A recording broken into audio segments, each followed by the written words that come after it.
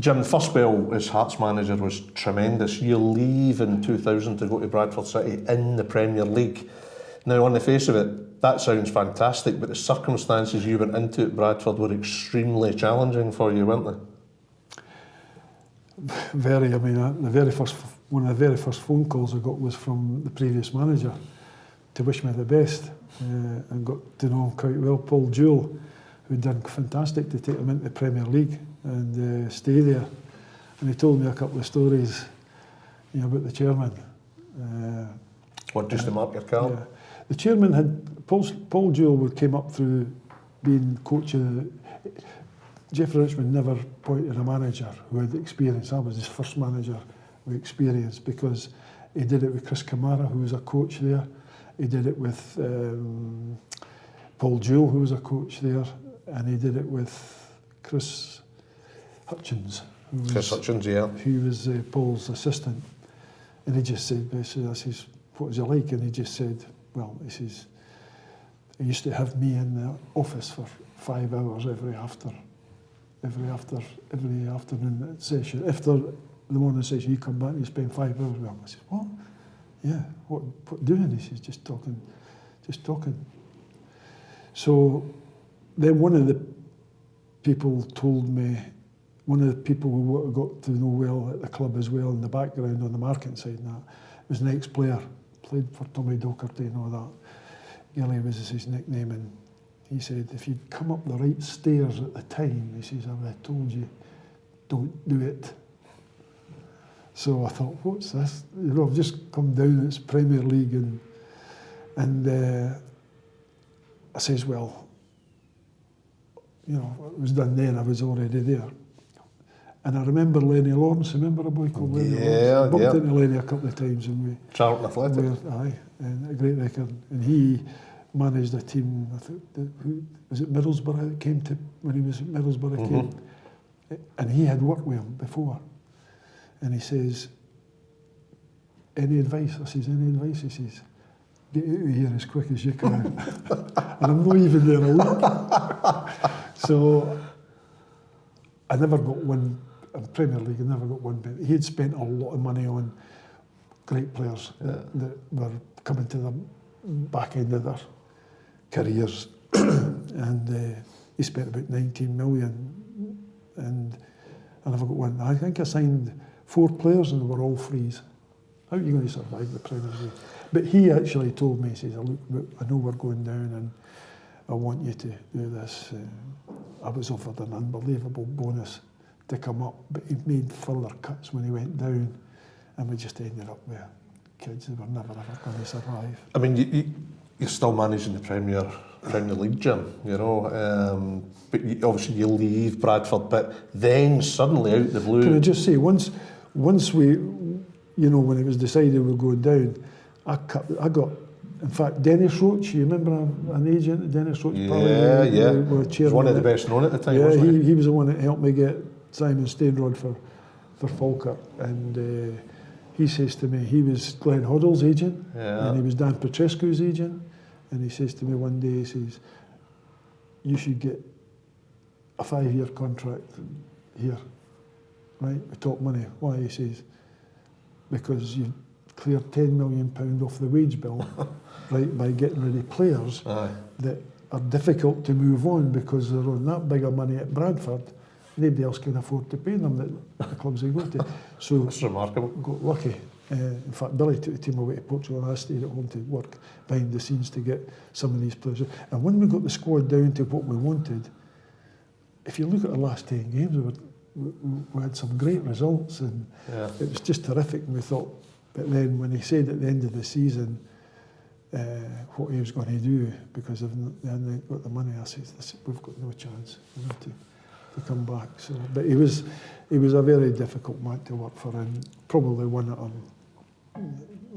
if I had to put down somebody, because he was basically the manager and didn't want anybody else to. Well, it's funny you should refer to a difficult man to work with, because subsequently after you leave Bradford, you get a chance to come back to Hearts, owned by Vladimir Romanov. I'm sure you would have known all about from friends and connections here about Mad Vlad's reign at Tynecastle. So give me a wee bit of background about you coming back here for a second spell as manager. Well, people thought I left Kilmarnock because I was, it was arranged I was coming here, which was nonsense. I left Kilmarnock. It was the right thing. I should have left him a year before that, because 7 years is a long time at a club.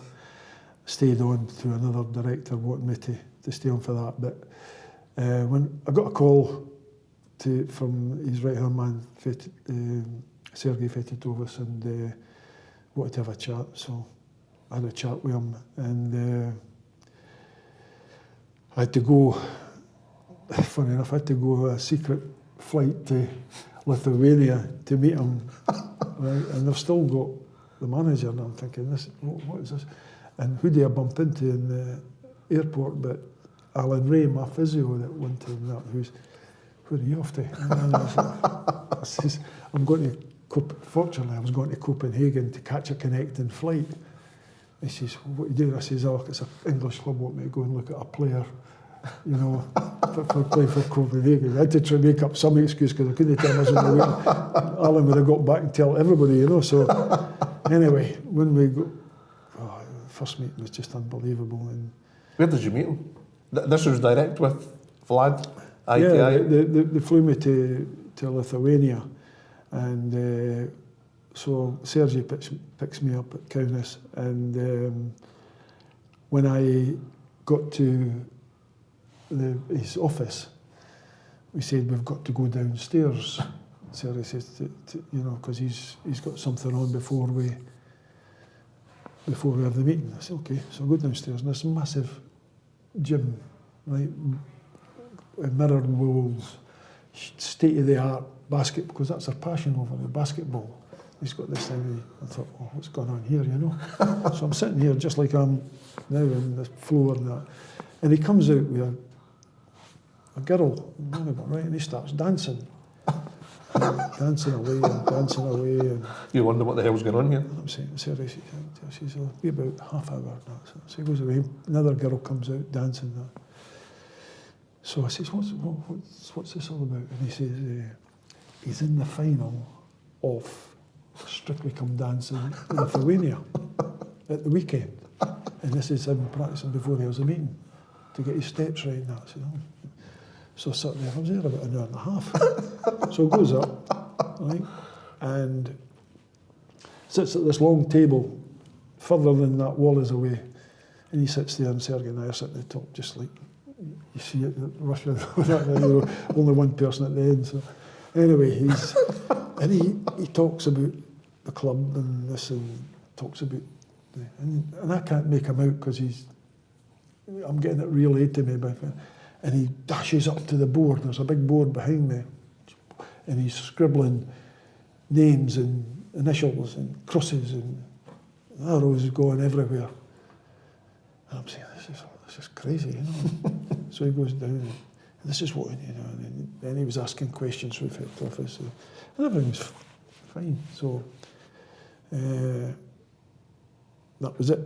He wanted me to that was actually after I had been that was the first visit after I'd been appointed, because when I got a call on the Wednesday after I left, from a week later, I was coming back from Dunbar Golf Club, and I had this boy in the car, and of course Sergei comes over the loudspeaker, and this boy goes, I know nothing, I won't say anything, Jim, So I says, well, so he wanted to have a chat, and we met, and then suddenly I have to meet him at 5, and then we talked away and that, and then I didn't know it. He ushered me along here. He had called a meeting I says, did you sack the manager this morning? And, no, he's still there. I says, you're talking to me? And I thought, God almighty. He says, no, but we're going now. We want you to come at 5 o'clock. I think I had a couple I finished him about 2 or something. And he says, we're going to speak to him now. So obviously told them, and then went along and met the players and said, well, this is what it is, and it's football and all you have to say, and just met them, and we were playing, I think we just left the team in the charge of one of the young coaches or something at the time to take the team at St Johnstone that day, and I got up there as well. The fans were all delighted that I'd come back to the club, and I was getting a lot of phone calls and messages. But I says to Billy says, "Oh, you can't turn it down." I says, "Well, Billy, this is not just a normal job, you know. We know what he's been like here. I mean, Did it not put you off? Did it not put all the stories you would have heard? Did it not put you off? Was it a case of it's a chance at Hearts? I can deal with anything else. Was that your thing? Probably if it had been another club. But because I'd been here before, knew what the club was all about, loved the club, loved being here as manager before, you just can't turn that down. And I knew it was going to be more difficult working with him. But a lot of the things that he did, he would always, like he phoned and wanted teams changed and tell me not to play him and them. Crazy. What did you say? How would you respond? I remember one time he says to me, we were playing at Easter Road, Derby, he says. So we picked the team and we won down there. We lost the first goal, I think, with a penalty, and then we won, scored in the last minute. David Abua scored for, because I changed a few things. Abua wasn't popular here as a midfield player. I put him up front because he was 6 feet, you know, and good in the air, and ended up scoring a winner against the Hibs to 2-1. And the game was fraught that week with, media was making a lot of Scatchell and Riordan being, remember there was a bit of aggro on the internet and all that sort of thing. So anyway, we played Celtic in midweek and we won Celtic 2-0 here, beat Celtic to packed, right? We Templeton and I think Scatchell laid the second goal for we Templeton to score. So we won the game 2-0. And to be fair to Neil Lennon, he says you deserve it, so we're brilliant tonight. And we go up to St Johnstone and I get a phone call. And we just won 2 big games. He says, don't play Scatchell today. I says, what? He says, don't play Scatchell. I says, why? He says, because you'll be intimidated. I says, intimidated? He says, what do you mean? He says, I says, but you're in Lithuania, how can you, and what's the relevance in the game? I says, no disrespect, but it's St Johnstone. What, a couple of thousand supporters? Hearts will have more support up there, right? They're a decent side, but if he was going to be intimidated, it would be last week at Easter Road. And certainly he could be intimidated with Celtic, you know, players and that. So why just don't play him? I says, I can't. And then I told a lie. I just said, because it was 1:45 or something, and the team sheet wasn't in, but I told him it was in. He says, I can't, I've put the team sheet in early. What do you mean? I says, the referee's got it in the team sheets, that's it, you can't change it. It wasn't true, so he said, oh, well, watch out for it and then take him off if anything happens. And I said, we ended up winning the game 2-0 comfortably and 3 games on the trot and everything. But that's the kind of thing he would do. He would tell you, I mean, I've no centre halves. I'm going to, this is another terrific one, right? Goes to Park. We're playing Rangers at Ibrox. And we're going, no, but we've took 31 points out of 33. Yeah. Remember? In that season. So we're going to Ibrox. This was before that run. And he said, I said to him, we're at the training ground. It was an early kick-off, I'm sure, for TV. And I got the phone call that I can't play Zaliukas. I says, I can't play Zaliukas is only centre half. I've got, in fact, the centre half that's playing beside him today is a midfield player because the other ones are injured. So you're taking the only centre half I have going to Ibrox, right? And he says, don't play him. And I said, to Billy, no, listen, I'll play him. But it turns out that obviously I'd spoke to John Cahoon, who was Zaliukas' agent, and I said, look, I'll just have a call just in case you come on the phone to me. This is what he says. Well, and then I got a phone call back from John to say that it could cause Big Zaliukas a lot of problems with his family back home. I thought, fine, precious. So I spoke to Zaliukas about it. I said, I'm prepared to play you. He said, I know what he's like. It can be difficult for me, so I don't play. So I've had to play another player out of position who have never played centre. So I go to Ibrox with two centre halves who have never played centre half before, right? Because the other ones that had were all injured. I wasn't allowed to play.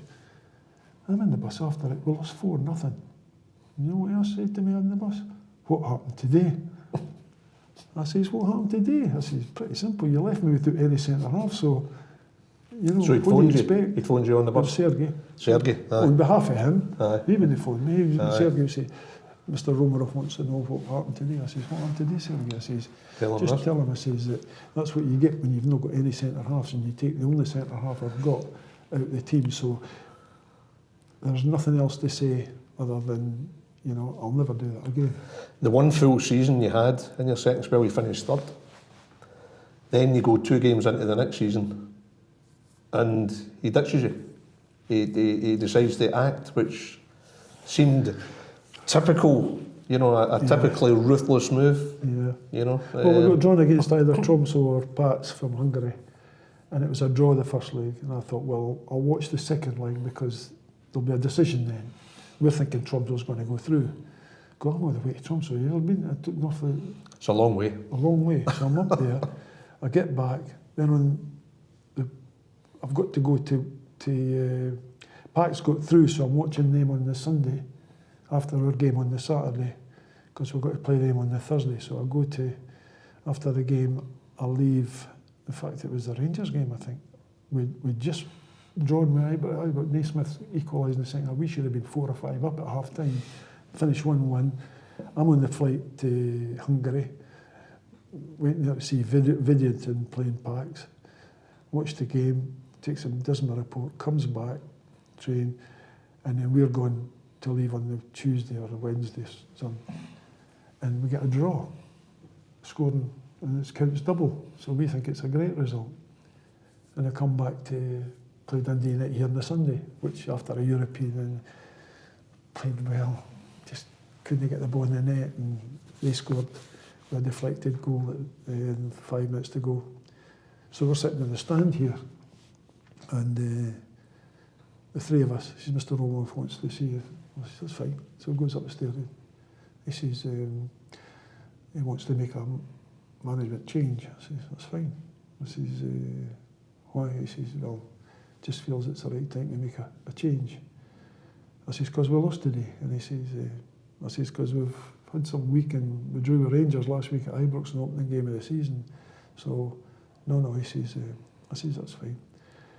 And he says, I says, well, just settle up the contract and we'll part ways, good terms, no problem. Because I knew that when the last anyway. Oh, we don't want you to leave. I said, you don't want to leave, but you just take me with the manager. No, we want you to become director of football. I says, listen, I've had 3 jobs, 3 people be director of football here in my time, and I've only been here 14 months. So what chance have I got? No, you won't. He says, what we do, you go away and think about it. We'll meet tomorrow on the Sunday here. When the offices were here before it was all changed, the stand. So, and it was just Sergey was there. He was having a dip in Queensferry, and he was on the phone. Is he agreed yet? Has he agreed yet? You know, I could hear him on the phone, and speaking English, by the way. So he's just having a chat. So I said to him, he says, "What's your thing?" So I says, "Sergey, you square me up, and then tell me what the job's all about before you decide." He says, "But we won't be squaring you up." I said, "What do you mean?" He says, "You've taken me out the managers, and I've got a contract." "Yeah, but that'll just go over. So if I got it right, you'll be paying me." I says, "What does a director of football get? Half of what the manager gets, right?" I says, "So you basically want me to work for you, for my own money? Because if I leave now, I'm better off." And he says, "Well, because I says, what you could do in 2 or 3 months, just like the other 3 boys, sack me, I've ended up being shafted." And he went, And he looked at me and I just says, forget it, just square me up, deal with it, let the lawyers deal with it. And the funny thing was, when I mentioned who was acting for me, right, Margaret, she had acted for Chaba Laszlo. So they knew who they were going to be dealing with. So they tried to negotiate. Did they go through the lawyer? Try to negotiate with me all the time. See, just looking as a Hearts fan, Jim, I mean, just purely as a Hearts fan, how would you reflect on the Vladimir Romanov era here? What would be your judgment on it overall? Well, it's mixed feelings, isn't it? Because he comes in, he works a certain way, and that's the way he is. You have to accept it because the club won a couple of times. They won the cup after. Yeah. We always say we were the catalyst in '98 for them. I mean, they beat Gretna after extra time, the final. Hibs that year was a great result for them, and we built that. Billy and I built that team, and Sergio recognised that. But Hibs I was at Dunfermline at the time, and Dunfermline, and I knew Hibs were a bad side to take on in the final, and Billy was never ever confident about not getting it. Pat Fenlon, wasn't it? Pat Fenlon, yeah, but they had, of course, and then there was the second place in the league as well that the team managed. Yeah. Do you think overall he was good for the club, or well, on the football pitch, he definitely was. He was good. Where his problem was that he interfered too much on things. The club might have been more successful. It might have not been. You'll never know that. If he just operates a certain way. Yeah. And that's what they do.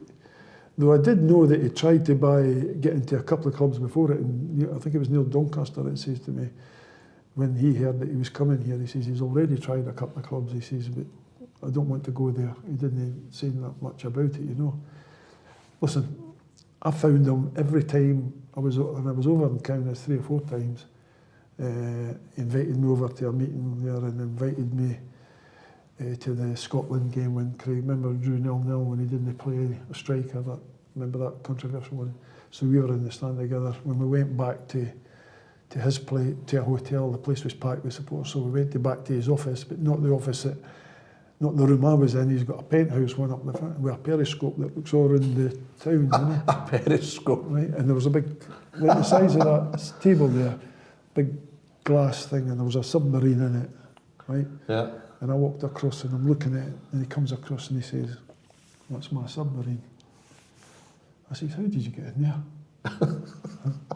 No, it's not. This is just a model. I thought, well, he's not got a sense of humour for a start, you know. Just right over his head. I have to say, I got on. The strange thing is, I got on really well with him in terms of face to face, and got on well. And he was very helpful, but the papers always said it was mad. His headline's always Mad Vlad, isn't it? Yeah. And that's what he is. He's mad. He's mad when it comes to football. He just can't help himself. I think it's a infatuation he's got. He wants to be. He wants to run everything and tell you what to do and everything. I think the worse you are here, the longer you've got, because he protects you. You know, and strange to say that. You know, when, like, say, Graham Ricks was getting got the job here. Remember, they had all that trouble with behind the scenes. He tried to help him a lot, you know, and what he came. It just got too much for him. How do you look at Hearts now, Jim? Ann Budge, you know, we met Ann Budge earlier on. You look at the Hearts Now foundation of Hearts, it's fan owned. Ann Budge has been, you know, such an important figure for the club over the last 10 years, a real figurehead. Do you feel real optimism about the future for Hearts now? Has it set up fantastic stadium, hotel, restaurant? Going back to originally with the foundation, I was invited to one of the very first meetings. Brian Cormack, Alex Mackey, Gary Halliday, and one or two others that were on the meeting that day, and Ann was at the meeting. That was the first time I'd really met her. She was at that meeting, and that was about getting control of the club. It was still under Romanov and that, but it went to administration, and of course this was all about saving the club. And Ann came in. I hadn't even met her because I couldn't go to any further meetings because I got the Dunfermline job, and that's creating a bit of, that caused a lot of, what's he doing at meetings for hours when he's a Dunfermline lad. So I only was at one meeting when I met her. But I've got to say, since knowing her and getting to know her when I took her to the club, and I know she gets a lot of stick, which you're always going to get. It's not, she shouldn't take that, because that happens at every club, that if the results are not right, somebody's going to get it, and she's in the firing line. But they should build a statue here for her, because what she's done for this club in terms of behind the scenes to support the playing side. Maybe it's not worked out for a lot of decisions on the playing side, and I think she's taken a little bit of a back step for that. But when you see what, you know, what she's brought in, what the connection she's got with James Anderson and the finance behind him, but just just creating money within the club. You stand here, the hotel, and the people that, I mean, when I came here, even look if you had about 6 or 8 people. What she got now? She got that for one department or something like that, and she's got so much going, and she's, as a businesswoman, you could not have got any. She's been fantastic. Do you shudder to think where the club would have been if she hadn't come in at that particular juncture? I think the club, 10 years ago. There's a chance this club, if they found, the foundation were wanting to take over, but that had to get up and running and get some money coming in. But they needed somebody until that happened, and until the money and the revenue started to increase, and you had to have somebody seeing to that, where the money was going and how it. And Ann saved this club. It was fantastic what she did and what she's done. And I don't think she deserves any criticism, because she's taken a back step, I think, a wee bit on the sports side, and left that to their folk. And if the results are all right, they're the ones that have got to, like any football club, they'll probably get it. But she's done fantastic, and you can't sing her praises high enough. Over 300 games as a manager here, over 300 games as a player, captain, cup-winning manager, proper legend here, Jim. Also an advisor at a critical moment about 5 years ago. It was a COVID campaign. You've done so much for this club. People will always look on you as like Hearts royalty, almost. 5.5 years ago, you had a heart attack, and I've got to say, you're 74 now, Jim. Look fantastic and great neck, Jim. How do you feel? How's life for you now? Feel great. Just a bit of a warning that time it happened. Fortunately, I had people there round about me, and I got in. It was a bit of a shock when you get told that you've over 4 minutes dead, and you just have to. I remember coming. You were on the golf course, you said. Yeah, I was on the golf. I wasn't feeling well one of the days, and the boys were saying I should go to the hospital, and I says, well, I'm quicker going back home and getting the doctor, and he sent me to the hospital. They just took an x-ray. On the Monday I wasn't feeling great either, but on the Saturday before the Monday I spoke to the Edinburgh, I was helping Edinburgh City at the time, and Edinburgh City doctor says, look, come in, and he's a doctor, he says, come in to Livingston on Wednesday and I'll set you up and check you all over. But on the Monday it happened again, and then it collapsed. Luckily there was a woman who was qualified in first aid. She was up for London to go to the Solheim Cup at Gleneagles. It was the day before, because it was the 16th of September, and they just stopped for a game of golf. So if that buggy hadn't been there and got me down, I was still a wee while down it, and they were all going to do this, do that, and this lady went away to find out information about the ambulance, and this boy on the second tee said, is there a problem? She says, well, I've got one of the members. She said, I like the look of him. I think we need to get this ambulance here quickly. And he was a surgeon from America on holiday. So he came across and started organising everyone, don't do this, don't do that, don't give him this, don't give him that. And then the ambulance came, and I was about 15 minutes while they got me all rigged up. And seemingly when we stopped at Aberlady, I believe, and I heard them say, the last thing I heard them say was, this is a priority 1 case and we need backup. So they stopped and picked up. It was actually an ex-Hibs player who I know quite well and played a bit of golf with. It was his wife, because he's a paramedic now.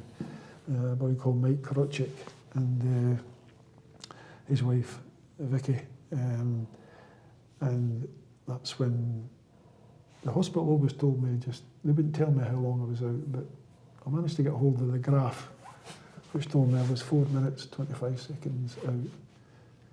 And when I was here with Scott Wilson one time, I said, when they were asking about the first time up, got a great reception for the fans at that time for obviously pulling through. And they talked about it, and I just said, I went to heaven for 4 minutes, but I couldn't get in. Sent me back, I said, it was full of Hib supporters. Since the window let me in the gates. just to break the ice a wee bit, no disrespect to it, just in a laugh. But it was a bit of a wake-up call. I just didn't feel well, and I was lucky. I got the doctor, John Newby, just did it there and told me that I'm going to have to put a stent. He says, the good thing, a lot of people who get that tend to have other things, like other blockages or arteries are not good. He says, I'm going to give you the good news. He says, because I was straight in. And the other thing was, when the boy said, I says, phone the wife and let her know that, because I'll get to the hospital quicker than her. And they coming for Lauder, so she and my son were on the way up. When they came in, they'd never heard of me. So she's automatically thinking he's not made it. So she thinks I'm... Wow, what a moment. And the lassie says, look, but I'll go away and check. And she says, the reason we've not got him down is we had to go straight to the operating theatre to get the procedure done. And when John Newby says to me, he says, good news is that all your arteries and everything else is fine. He says, your only concern would be the time you were out, would there be any damage to the heart? Because that can happen. But he says this blockage is in a wee awkward bit. He says, so instead of, which we normally go through your groin, we're going to go up your arm and across here because it's easier to get to. So he says, there'll be a wee bit discomfort for a wee while. And I says, I never felt much. And then when I was in for a couple of days, I was fine, and they were all happy with me, and they said, we're going to bring they checked the heart a day earlier, and they checked it and rolled it. He says, you've been lucky. He says, there's not one bit of damage to the heart. You just got this blockage, we'll put the stent in, and we're letting you out tomorrow. So, and then they give you this, everybody gets it that's got heart problems, a wee spray that glycerine's tight. Never used it once. In 5 years, never used it. So I think it's just something that happened, it was dealt with, and I'm sure there's other people, some that Disney, it's still a bad health rate because heart can be heart damaged, But Jim, it's great to see you looking so well, and it's fantastic that you also feel the same way, and hope that carries on for a long time. Can't thank you enough for your time today, Jim. It's been an absolute pleasure speaking to you. Pleasure. Appreciate it. Thank you. Thank you. Thank you, Jim. Derek. Thank you.